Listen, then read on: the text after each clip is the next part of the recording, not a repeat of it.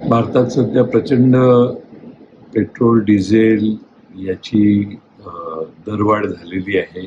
सामान्य माणूस होरपळला जातोय आणि अशा परिस्थितीत केंद्र सरकारने आणि राज्य सरकारने हे स्वस्तात पेट्रोल, डिझेल लोकांना मिळेल याच्यावर भर देणं आवश्यक आहे.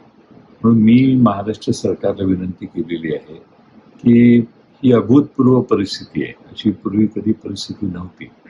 की ज्यामुळे राज्य सरकारने देखील आपण आपल्या महाराष्ट्रातला डिझेलवरचा, पेट्रोलवरचा कर जर कमी केला, तर हे पेट्रोल, डिझेल स्वस्त होईल आणि त्याचा परिणाम, त्याचा लाभ सामान्य नागरिकांना महाराष्ट्रात होईल.